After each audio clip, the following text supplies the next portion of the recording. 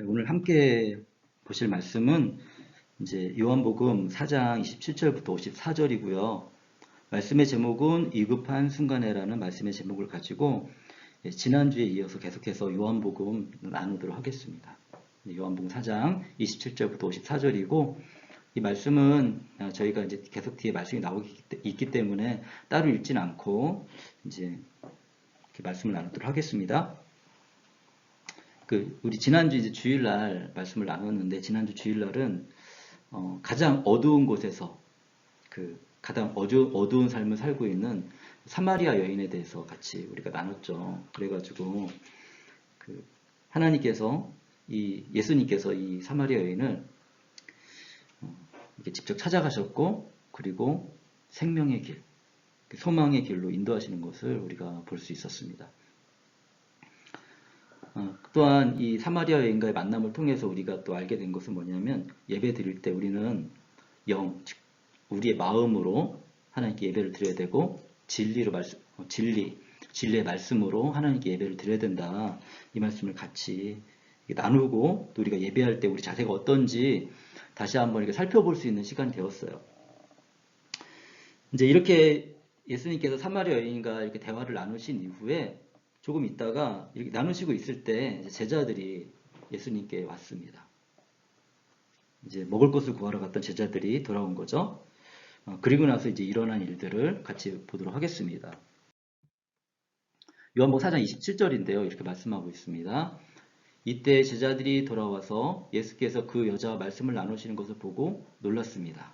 그러나 예수께 웬일이십니까 하거나 어찌하여 이 여자와 말씀을 나누고 계십니까 하고 묻는 사람이 한 사람도 없었습니다. 이렇게 말씀을 전하고 있어요. 제자들은 예수님께서 여인과 대화를 나누는 것에 대해서 놀라는 거죠. 왜냐하면 보편적인 유대인들은 이런 일을 하지 않거든요. 그러니까 예수님의 행동이 일반적인 유대인들이 하지 않는 행동을 하시는구나 생각이 드니까 이렇게 딱 첫 번째 느낌은 놀란 거였어요.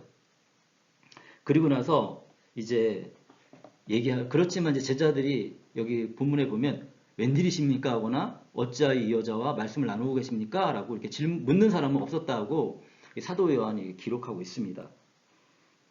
그러니까 이제 제자들은 지금까지 예수님을 이제 경험했으니까 예수님이 어떤 특별한 행동을 하셔도 그럴 만한 이유가 있으실 것이다. 이렇게 생각이 든 것 같았어요. 그래가지고 그렇게 이해하고 있는 것을 볼 수가 있습니다. 그러니까 예수님과 함께 있으면 있을수록 점점점 이게 더 이제 예수님에 대해서 이해해 갈 수 있구나. 이걸 우리가 알 수가 있는 거죠. 이 대목에서. 이제 제자들이 하고 예수님하고 이런 대화를 나누고 있을 때 이 사마리아 여인의 이게 마음에 어떤 이렇게 큰 변화가 일어났던 것 같아요.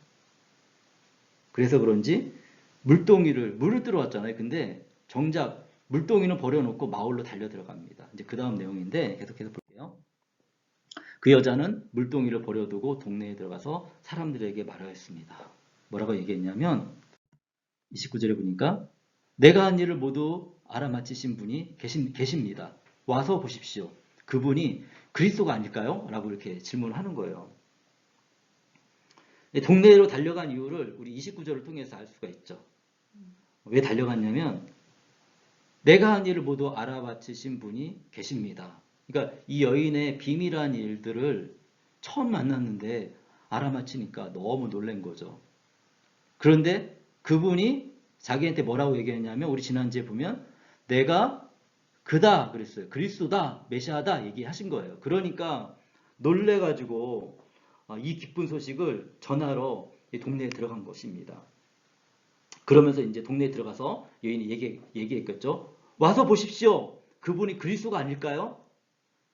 그러니까 이분들은 아직 잘 모르니까 이렇게 얘기를 한 것 같습니다. 그러면서 와서 보십시오라는 이제 글이 있는데 이게 이제 요한복음에서 이제 초반부에 많이 나오거든요. 혹시 기억나세요? 언제 나왔는지? 와 보라 얘기했는데. 네. 저희 어떤 동생이 형한테 하는. 그렇죠. 안드레가 베드로한테 와가지고 와 보라 얘기했잖아요, 그죠? 우리 개혁개정 와 보라 이렇게 얘기했고 그 다음에 이제 저도 이제 아직 개혁개정이 약간 익숙해가지고 개혁개정이 많이 생각나는데 그리고 또 빌립이 빌립이 나다나엘한테 와 보라. 나사렛에서 무슨 선한 것이 나올 수 있냐 그랬더니 빌립이 와서 보라 그랬잖아요. 그 빌립 이게 나다나엘도 예수님 믿고 이제 여기서도 사마리아 여인이 동네 사람들한테 얘기하는 거예요. 와서 보라. 그분을 만나면 알게 될 것입니다. 그분이 메시아가 아닐까 이렇게 얘기하잖아요. 내가 볼 때 메시아인데 당신들 와서 만나보고 메시아인지 아닌지 한번 이렇게 경험해 봐라 얘기하는 거죠. 그래가지고 어떤 일이 발생했냐면 30절에 사람들이 동네에서 나와서 예수께로 갔습니다. 라고 기록되어 있어요. 그러니까 갑자기 평소에 그 잘 만나지도 않던 피해 다니던 여인이 피해 다니는지 어떤지 잘 모르겠지만 어쨌든 사람들이 어느 정도는 좀 인식하고 있었을 거 아니에요. 근데 이 여인에 대해서 이렇게 그런데 갑자기 열정적으로 사람들한테 가가지고 내가 메시아를 만났다 와서 봐라 그러니까 사람들이 놀라운 거죠. 이 사람이 갑자기 이렇게 변했지 하면서 동네 사람들이 이상하게 생각하면서 이렇게 신뢰성이 갔던 것 같아요. 그러니까 쫓아 나온 거죠. 이렇게 우물가로 이렇게 나오기 시작했습니다. 이제 그러는 동안에 이제 있었던 일이 또 뭐냐면 31절에 보면 그러는 동안에 제자들이 예수께 랍비님 잡수십시오 하고 권하였습니다. 그러니까 이제 예수님께 먹을 것을 이제 갖다 줬죠. 그런데 32절에 보니까 그러나 예수께서는 그들에게 말씀하시기를 나에게는 너희가 알지 못하는 양식이 있다 이렇게 말씀하시는 거예요. 예수님께 먹는 것보다 더 중요한 게 있는 거죠. 그리고 예수님의 만족을 채워주는 게 있었던 거죠. 여기서 우리가 그것이 무엇인지 알게 되는데 이 사마리아인처럼 어둠에 갇혀 있고 인생이 정말 소망이 없는 그런 사람이 예수님을 만나서 생명의 길, 복음의 길로 나올 때 정말 예수님이 그것을 가장 큰 만족으로 여기시는 거구나. 우리는 이걸 알 수가 있습니다. 이제 이 말씀을 이제 묵상하면서 사람도 그렇잖아요. 사람도 어떤 일에 정말 집중하고 달려가다 보면 먹는 것조차 안 먹고서 막 그 일에 집중하게 되거든요. 예를 들어서 뭐 제가 경험했던 것은 이렇게 뭐 좋은 일은 아니었지만 아버지가 돌아가셨을 때 먹는 게 맛이 없더라고요. 먹는 건 그냥 배를 채우고 에너지를 공급하게 하는 것이지 이 먹는 게 더 중요한 게 아니더라고요. 지금 현재 나의 문제를 해결해야 되는 게 너무 급박하니까 사람도 이렇다는 거죠. 이제 그 예수님에게는 정말 더 급하고 중요하고 꼭 해결해야 될 문제가 있는데 그것이 예수님에게 만족을 주는데 그것이 무엇이냐면 어두운 가운데 갇혀있는 사마리아 여인과 같은 사람들이 주님께 돌아오는 거였어요. 이거 보면서 우리 안에 그런 열정이 있나 다시 한번 이제 생각을 해보게 됩니다. 우리 안에 그런 열정을 가져야겠죠. 영혼의 구원에 대한 열정도 그런 다시 회복하고 그리고 또 그렇게 우리의 삶을 또 살아가야 되는 것이 크리스찬의 삶입니다. 그래서 이렇게 우리 먹고 사는 거 너무 중요하지만 더 중요한 것이 우리에게 있다는 것들도 기억하면서 우리 주변에 있는 복음이 필요한 사람들에게 하나님의 사랑을 복음이 직접 들어가지 않은 사람들에게 다른 방법을 통해서라도 하나님의 사랑을 이렇게 전하는 우리의 삶이 돼야 될 것에 대해서 이 시간에 생각해 보게 됩니다. 그 다음에 33절인데요. 제자들이 말합니다. 제자들은 누가 잡수실 것을 갖다 드렸을까 하고 서로 말하였다. 제자들은 아직까지 그 예수님이 하시는 말씀을 깨닫지 못하고 있는 것을 볼 수가 있습니다. 그래서 먹는 것에 아직 집중하고 있죠. 제자들은. 예수님께 먹을 걸 갖다 드려야 되는데 누가 예수님께 먹을 걸 갖다 드렸지? 이렇게 생각하고 있습니다. 우리가 볼 때는 이제 성경 내용을 보니까 이제 다 이해가 되고 뭐 어떻게 저럴 수 있지 생각하지만 아직 깨닫지 못할 때는 사실 우리들도 예수님에 대해서 잘 모를 때는 이렇게 엉뚱한 대답과 엉뚱한 생각 가운데 살지 않았나 좀 생각이 듭니다. 그 다음 말씀이에요. 34절에 예수께서 그들에게 말씀하셨습니다. 나의 양식은 나를 보내신 분의 뜻을 행하고 그분의 일을 이루는 것이다. 예수님이 다시 한번 설명해 주시죠. 예수님이 굉장히 친절하십니다. 제자가 깨닫지 못할 때 그냥 끝이야. 그만할게. 이렇게 어떤 사람처럼 그렇게 하는 게 아니라 친절하게 이렇게 설명해 주는 걸 볼 수가 있어요. 그래서 그 예수님께 진정한 만족을 주는 것은 양식은 나를 보내신 분의 뜻을 행하고 그분의 일을 이루는 것입니다. 우리가 알고 있는 것처럼 사마리아 여인과 같은 사람들, 또 우리를 위해서 그 여인뿐만 아니라 예수님을 향하여 소망을 가지고 있는 모든 사람들을 치유하시고 회복하시는 것이 주님의 뜻이거든요. 그것을 위해서 사실 이 땅, 예수님 오신 목적이 뭐죠? 이 땅에 오셔가지고 십자가에 죽으시는 거였잖아요. 뭐 기적을 행하시고 사람을 치유하시고 소망을 주시고 가르쳐 주시지만 가장 이걸 안 하셨으면 그 모든 것이 아무 의미가 없는 거예요. 신이 십자가에 죽으셨고 그 사건 때문에 우리 죄가 용서된 거예요. 그것을 보고 믿는 사람마다 용서를 받는 거죠. 그것이 주님의 뜻이었고 하나님은 이 과정을 통해서 모든 사람이 주님께 돌아오기를 바랍니다. 자, 이 원리는 바뀌지 않는 것 같아요. 한 영혼이 주님께 돌아오기 위해서는 사실 우리들도 굉장히 많은 희생과 또 사랑이 필요하지 않을까 이제 생각이 듭니다. 예수님께서 그렇게 말씀하십니다.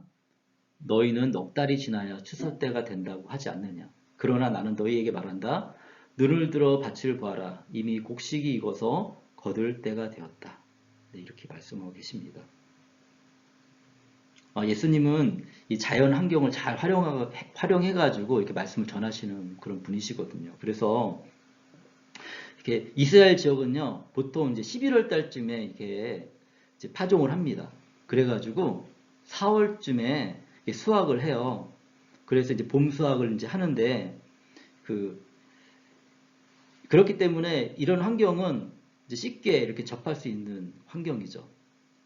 그래서 예수님께서 이제 말씀하실 때가 어쩌면은 12월이나 1월쯤 됐을 수도 있는 것 같아요. 정확히 사실은 모릅니다. 그렇지만 그렇게 유추해 볼 수 있죠. 그때 환경을 이렇게 살펴봤을 때 예수님 그냥 말씀하신 것 같지 않아요. 이렇게 자라고 있는 이렇게 곡식들을 이렇게 제 생각에 이렇게 보여주시면서 너희는 넉 달이 지나야지 추수할 때가 된다고 하지 않느냐. 그렇지만 나는 너에게 말을 한다. 눈을 들어 밭을 보라. 이미 곡식이 익어서 거둘 때가 다 되었다. 예수님께서 말씀하신 곡식은 어떤 것이었을까요? 아마 제자들과 이렇게 대화를 나누고 있을 때 사마리아 사람들이 이렇게 막 나왔을 거예요. 그 사람들을 보면서 얘기하지 않으셨을까 생각이 듭니다. 추수해서 거둬들일 곡식이 이제 준비가 된 거죠. 그래서 사람들이 막 몰려 나오고 있었습니다. 이제 시기가 된 것입니다. 36절입니다. 추수하는 사람은 품삯을 받으며 영생에 이르는 열매를 거둬들인다. 그리하면 씨를 뿌리는 사람과 추수하는 사람이 함께 기뻐할 것이다. 말씀하고 계세요. 땅 주인이 그 추수하는 사람에게 추수의 품삯을 주죠. 이렇게 그 품삯을 주는 것처럼 예수님께서도 그 추수하는 사람들에게 그 품삯을 주신다고 약속하고 계시는 거예요.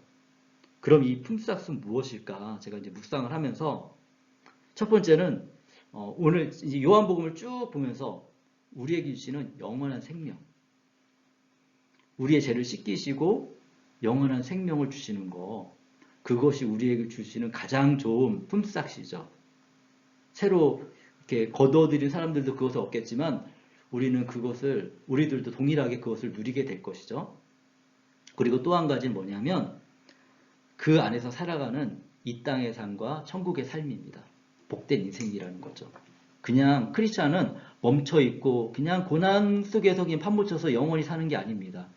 모든 사람은 다 고난이 있고 크리스찬도 고난이 있지만 이 고난 가운데 다시 한번 일어섰으니 힘이 무엇인지를 경험하게 되고 그리고 이것이 그 안에서도 우리가 누리는 기쁨이 있거든요. 그 기쁨뿐만 아니라 이 땅에서만 그 기쁨을 누리는 것이 아니라 영원한 나라에서도 그 기쁨을 누릴 수가 있는 거죠. 이것이 예수님께서 우리에게 주시는, 하나님께서 우리에게 주시는, 수고하는 자들에게 주시는 가장 큰 축복이고 품삯이 아닐까 이렇게 묵상을 해봤습니다. 그리고 이제 여기 보면 씨 뿌리는 사람과 추수하는 사람이 함께 기뻐할 것이다 이렇게 말씀하고 있는데 예수님이 씨 뿌리는 사람들을 누구로 이렇게 칭하고 했을까 이제 많은 분들이 연구를 하고 저도 묵상을 하면서 씨 뿌리는 것은 많은 선지자들 그리고 선지자들을 선포되어진 복음의 말씀뿐만 아니라 꼭 선지자들만 복음을 전한 건 아니었겠죠. 예를 들어 가지고 가족 안에 한 명이 예수님을 믿는다면 그 믿음을 가진 사람들이 좋은 선한 말로 가족들에게 예수님에 대해서 아니면 하나님에 대해서 이야기를 나눴겠죠. 이런 것들이 다 복음으로 씨앗을 심는 것입니다.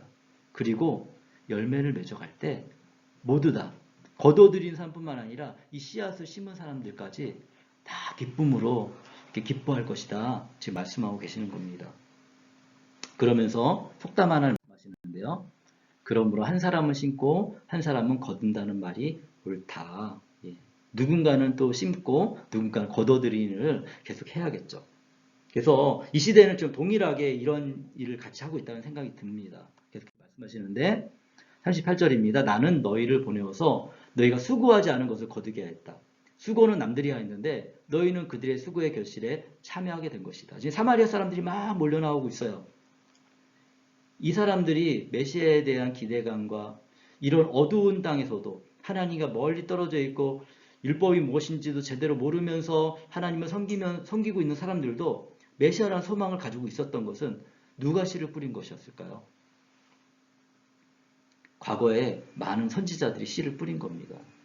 우리가 이렇게 알고 있는 대표적인 이제 선지자들이 있죠. 모세, 우리가 너무 잘 알고요, 그죠? 율법을 또 전달해주고 나누었고, 그리고 출애굽을 이끌고, 또 이스라엘이 멸망할 때 외쳤던 이사야 같은 선지자들, 그리고 예레미야 선지자, 그리고 에스겔 선지자, 호세아, 요엘, 이런 많은 선지자들이 계속해서 복음을 전했습니다. 하나님의 말씀을 선포했고 주님께 돌아오라고 얘기했고 이 많은 말씀 가운데 메시아에 대한 소망도 같이 심어줬어요. 이것이 사마리아 사람들 마음속에도 자연스럽게 새겨졌고 그리고 이제 예수님에 대한 소식을 듣고 이렇게 나오게 된 것입니다. 이 수고의 그 열매를 결실을 거두어들이는 사람들이 이제 제자들이 함께 참여하게 되는 거죠. 계속해서 말씀 보겠습니다. 39절 그 동네에서 많은 사마리아 사람이 예수를 믿게 되었습니다. 그것은 그 여자가 자기가 한 일을 예수께서 다 알아맞히셨다고 증언했기 때문에 그렇습니다. 동네 많은 사람들이 예수님을 믿게 되었습니다. 그래서 보면 우리 말씀에 보니까 사마리아 사람들이 예수를 믿게 되었다 써 있잖아요. 그죠? 왜 그랬냐? 설명해 주고 있어요. 그 여자가 자기가 한 일을 예수께서 다 알아맞히셨다고 증언했기 때문에 그렇다. 이게 쉬운 일이 아닙니다. 여인이 한 일을 우리가 지금 알고 있잖아요. 여인에게 남편이 있나요, 지금?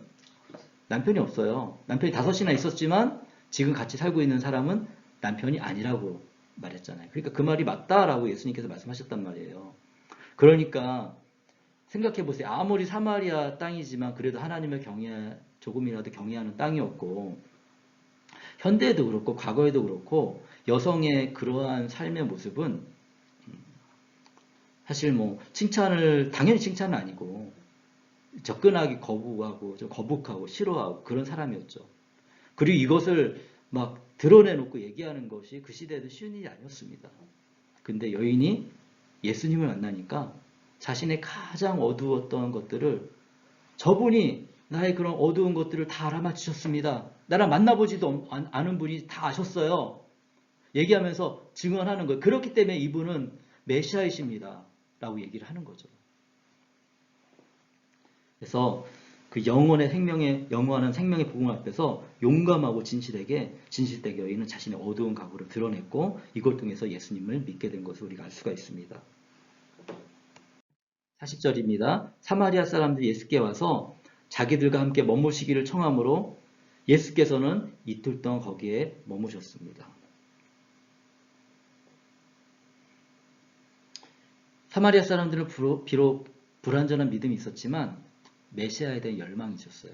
그리고 메시아가 오셔서 자기들의 그런 유대인들이 사마리아인을 싫어했잖아요. 그러니까 이러한 어려움들, 제대로 하나님을 믿고 있는 건가 우리가? 이런 생각들 속에서 예수님이 오셨을 때 더 알고 싶었던 거죠. 그래서 그 열망으로 예수님 좀 남아서 우리에게 가르쳐 주십시오라고 얘기했을 때 예수님께 거부하지 않으셨어요. 그 땅에서 그 말씀을 전해주시고 이틀이나 더 머무시게 되었습니다. 자, 어떤 일이 일어나게 됐을까요? 그래서 더 많은 사람들이 예수의 말씀을 듣고 믿게 되었습니다. 이제 그 예수님을 믿게 된 사마리아 사람들이 이제 사마리아 여인에게 이야기를 합니다. 뭐라고 얘기하냐면 42절입니다. 그들은 그 여자에게 말하였습니다. 우리가 믿는 것은 이제 당신의 말 때문은 아니요. 우리가 그 말씀을 직접 들어보고 이분이 참으로 세상의 구주이심을 알았기 때문입니다. 라고 얘기하고 있는 거예요. 이제 누군가의 그 경험을 듣는 것, 예수님을 만난 경험을 듣는 것도 우리에게 큰 유익을 줍니다. 근데 더 큰 유익을 주는 건 무엇일까요? 더 생생한 건 무엇일까요? 그 뭐냐면 더 좋은 건 직접 예수님을 만나는 거예요. 그러면 예수님의 말씀이 어떠한지 우리가 알게 되고 그리고 그분을 깨닫게 되는 겁니다. 근데 이 시대에는 지금 예수님이 지금 우리와 함께 계시지만 눈으로 볼 수 없잖아요. 어떻게 예수님을 알 수 있을까요? 이 시대에는 예수님을 알 수 있는 방법은 주님의 말씀을 통해서 알 수 있어요. 즉 성경 말씀을 통해서 예수님이 어떤 분이신지 우리가 만날 수가 있습니다. 그 말씀을 직접 읽고 묵상하고 그때 성령님께서 우리를 도우시거든요. 그걸 깨닫게 해주시고 그것을 통해서 이런 과정을 통해서 예수님이 참된 세상의 구주이심을 우리가 알게 되는 것입니다. 그리고 그분은 또한 우리가 이 복음을 들고 어디로 가야 될지도 사실을 알려주세요.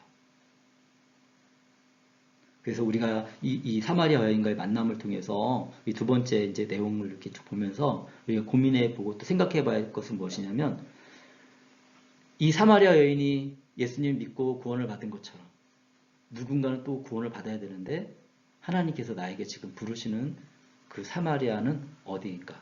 내가 가야 될 곳은 어디인가를 생각해 보면서 또 주님이 우리 마음속에 보여주시고 생각나는 그곳을 향해서 우리의 사랑의 손길을 펼치는 그러한 우리 성도님들이 됐으면 좋겠습니다. 이제 예수님께서는 사마리아에서 이틀을 머무시고 이제 다시 갈릴리로 가시던 길을 계속 가십니다.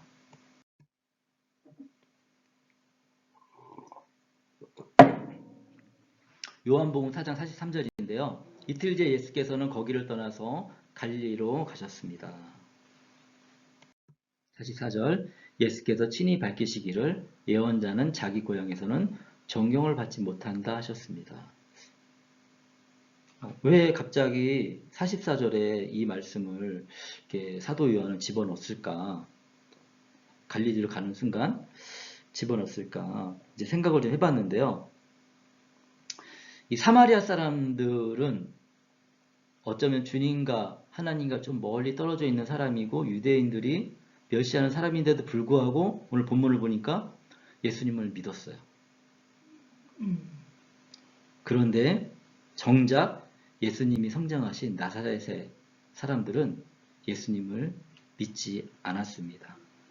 존경도 하지 않고 받아들이지도 않았습니다. 우리 또 다른 성경 보면 그런 장면들이 나오거든요. 이 사실을 이 사도 요한은 상기시키면서 이제 그 다음의 내용들을 이렇게 이제 이야기해 나가고 있습니다. 기록하고 있습니다. 자, 그럼 이것을 기억하면서 다 계속 보겠습니다. 45절에 이렇게 말씀하고 계세요. 예수께서 갈릴리에 도착하시니 갈릴리 사람들이 예수를 환영하였습니다. 그들도 명절을 지키러 예루살렘에 갔다가 예수께서 거기서 하신 모든 일을 보았기 때문입니다.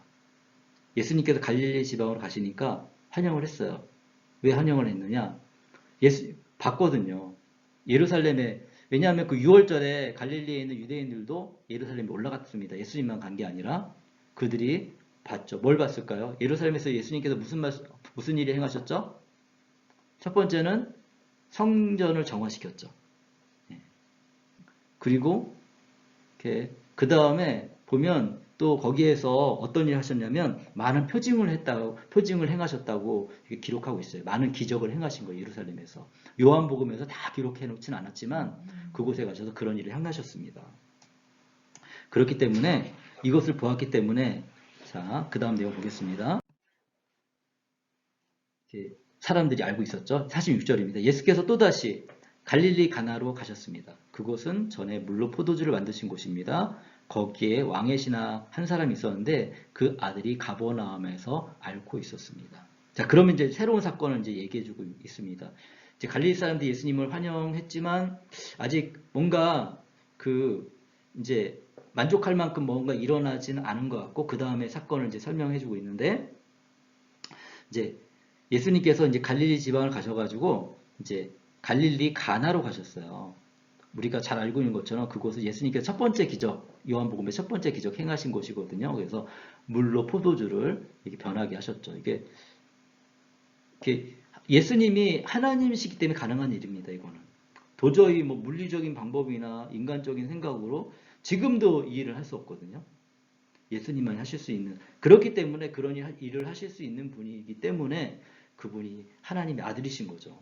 이것을 신뢰하고 믿고 우리가 따라가는 것이고 우리의 앞에 불가능한 일들도 하나님께 맡기고 기도할 수 있는 거예요.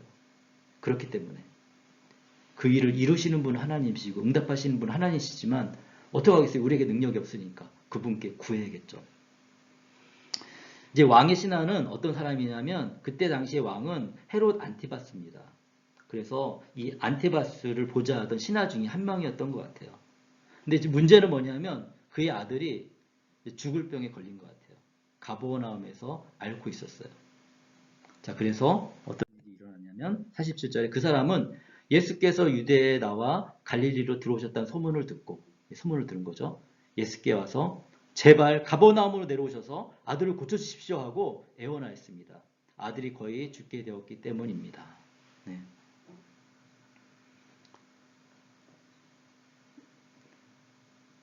예수님의 소문을 들었겠죠. 예수님이 예루살렘에서 어떤 기적을 행하셨고 물로 포도주를 만드셨고 이런 소문을 들었고 그분이 지금 갈릴리 가나에 오셨다 얘기를 들으니까 마음이 급한 거죠. 아들이 거의 죽게 됐기 때문에 누구라도 아마 당장 달려갔을 것입니다. 왜냐하면 아무 소용이 없거든요. 왕의 신하니까 그의 지위가 높았을 것이고 돈도 많았을 거고 부여와 권력이 있지만 그것이 죽음의 문제를 해결해 줄 수 없습니다. 여기서 우리가 볼 수 있는 것은 그런 모든 것들이 죽음 앞에서는 죽음을 해결해 줄 수 없구나. 누가 해결해 줄 수 있느냐? 예수님밖에 없는 거예요. 그러니까 이 왕의 신하도 예수님께 쫓아간 거죠. 왕의 신하의 목적은 단 하나였습니다. 그냥 그 아들의 병을 고쳐주는 거였어요. 지금 여기 본문에서 왕의 신하가 예수님을 메시아로 인정하고 있다 이런 내용도 없습니다. 그냥 가서 너무 급하니까 가가지고 도움을 구하는 거였습니다. 48절입니다. 예수께서 그에게 말씀하셨습니다. 너희는 표징이나 기이한 일을 보지 않고는 결코 믿으려고 하지 않는다. 네. 근데 이때 딱 예수님이 말씀하시는 거예요. 너희는 표징이나 기이한 일을 보지 않고는 결코 믿으려고 하지 않는다. 이거는 왕의 신하뿐만 아니라 갈릴리 사람들 그리고 오늘 살아가고 있는 우리들에게도 동일하게 말씀하시는 거예요. 특별한 경험이 없으면 도무지 예수님을 믿으려고 하지 않아요. 그죠? 예수님이 왜 물로 포도주를 만드셨겠어요? 그 순간에. 그리고서 거기 기록된 게 뭐예요? 그때서야 제자들이 예수님을 믿었다라고 기록하고 있잖아요. 이 사건도 마찬가지입니다. 어떠한 위기와 어려운 순간에 닥치지 않으면 정말 그 부여와 권력과 힘이 하나님이 돼서 예수님께 가지 않아요. 그런데 이 왕의 신하가 지금 경험한 것이 무엇입니까? 이 모든 것이 소용이 없고 죽음 앞에서는 힘을 잃는다는 것을 발견하게 된 거죠. 이 왕의 신하도 가장 힘든 순간을 맞이했고 그제서야 예수님 앞에 나아가는 것입니다. 예수님께 나아가야지 그래야 표정이나 기이한 일을 볼 수 있거든요. 그 방법밖에 없습니다. 어떤 사람은 그렇게 예수님을 믿게 됩니다. 49절입니다. 그 신하가 예수께 간청하였습니다. 선생님, 내 아이가 죽기 전에 내려와 주십시오. 이것이 이 왕의 신하가 예수님을 이해하는 정도인 거예요. 어떻게 얘기하고 있죠? 내 아이가 죽기 전에 내려와 주십시오. 예수님은 하나님이세요. 사실은 그래서 공간의 제약을 받지 않으시는 분이십니다. 근데 왕의 신하가 생각할 때는 공간의 제약을 받으신다고 생각을 했죠. 예수님이 가버나움까지 오셔서 내 아들을 보고 뭔가를 해야지 아들이 나올 수 있다라는 생각을 가지고 있죠. 우리들도 보통은 다 그렇게 생각을 합니다. 그렇지만 예수님은 그렇게 하지 않죠. 자, 계속해서 말씀 보겠습니다. 예수님께서 말씀하셨습니다. 돌아가거라. 내 아들이 살 것이다.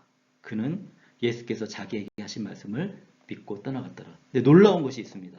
예수님께 말씀하셨어요. 이 신하에게 돌아가거라. 내 아들이 살 것이다. 그랬더니 이 신하가 예수님 그렇게 하면 안 되고요. 갈릴리 우리 가버나움으로 가셔야 됩니다. 이렇게 강권하지 않았어요. 이방인인지 어떤지는 잘 모르겠습니다. 왕의 신하인데 예수께서 자기에게 하신 말씀을 믿고 떠나갔다. 이 대목이 중요합니다. 이렇게 아주 작은 예수님을 잘 알지 못한 사람이라 할지라도 예수님이 하신 말씀을 그 순간 예수님을 만나보고 간구했고 말씀하셨을 때 그것을 믿는 것이 중요한 거예요. 자, 어떤 일이 일어나게 됐을까요? 보겠습니다. 51절에 그가 내려가는 도중에 종들이 마중 나와 그 아이가 살았다고 보고하였습니다. 가버나움에 가는 도중에 이제 자기의 이제 상전이 오니까 마중을 나왔죠. 그런데 너무 기쁜 소식이 있으니까 달려서 온 거예요. 그리고 얘기했어요.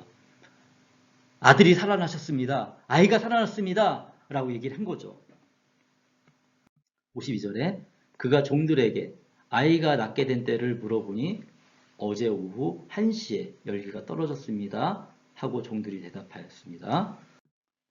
53절 아이 아버지는 그때가 예수께서 그에게 내 아들이 살 것이다 하고 말씀하신 바로 그 시각인 것을 알았습니다. 그래서 그와 그의 온 집안이 함께 예수님을 믿었습니다. 라고 기록하고 있어요. 시간을 계산해 보니까 예수님이 말씀하시는 그 순간, 믿고 예수님을 떠나가는 그 순간, 자녀가 낳은 것입니다.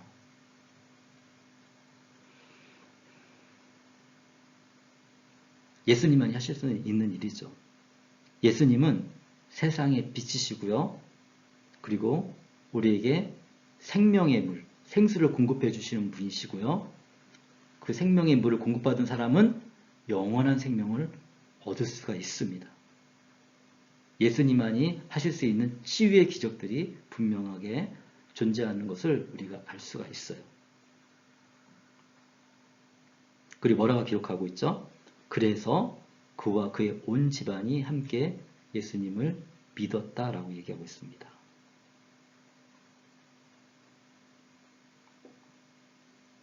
기적이 필요한 사람에게는 예수님은 기적을 보여주셔서 믿게 하시기도 합니다. 모든 사람에게 그렇게 하진 않아요. 또 모든 상황이 이와 똑같지도 않습니다. 하나님께서 우리에게 어떤 일을 통해서 예수님을 정말 신뢰하고 믿음을 살게 하실지 다 다르고 방법도 다르고 그러니까 하나님이시죠. 그렇지만 정말 우리가 정말 기억해야 될 것은 하나님의 사랑으로 우리를 예수님 믿게 그 길로 인도하신다는 것입니다. 그것이 또 하나님의 섭리이기도 하고 또 하나님의 선하신 인도하심이기도 합니다. 우리 잘 알지 못하지만 그리고 여전히 믿음이 부족하지만 그런 하나님, 그런 예수님을 신뢰하면서 믿음의 길을 한 걸음씩 나아가야 됩니다. 54절입니다. 이것은 예수께서 유대에서 나와서 갈릴리로 돌아오신 뒤에 행하신 두 번째 표징입니다. 네, 우리가 잘 알고 있는 것처럼 첫 번째 표징은 그 기적은 물로 포도주를 만드신 것입니다. 그리고 두 번째 기적은 표징은 바로 왕의 신하의 아들을 말씀만으로 고치신 것이에요. 이러한 내용들은 예수님께서 하나님의 아들, 메시아, 그분이 하나님이신 것을 분명하게 증명하고 있습니다. 이런 것들은 사람이 할 수 없잖아요. 하나님만이 하실 수 있는 거예요. 그 사람들에게 은혜가 주어졌지만 동시에 예수님이 하나님이심을 사도 요한은 이 말씀을 통해서 계속해서 증거하고 우리에게 확신을 주고자 이야기하고 있는 것입니다. 우리는 오늘 요한복음을 통해서 사마리아 사람들이 예수님을 만나고 예수님을 믿는 것을 보았습니다. 그리고 유대인들을 멸시했던 사마리아 사람들 예수님을 믿었지만 유대인들이 멸시했던 사마리아 사람들 예수님을 믿었지만 갈릴리에 있던 왕의 신하나 또 갈릴리 사람들은 쉽게 그리고 나사렛 사람들은 쉽게 예수님을 믿지 않았다는 것을 우리가 알 수가 있습니다.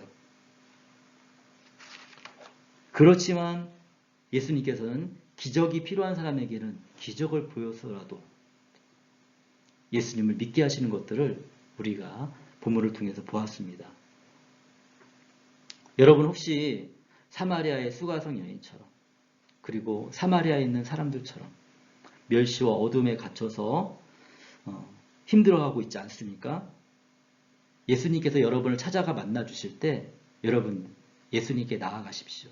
그러면 예수님께서 여러분을 만나게 하실 것입니다. 예수님께 여러분을 만나 주시고 여러분을 새롭게 하실 것입니다.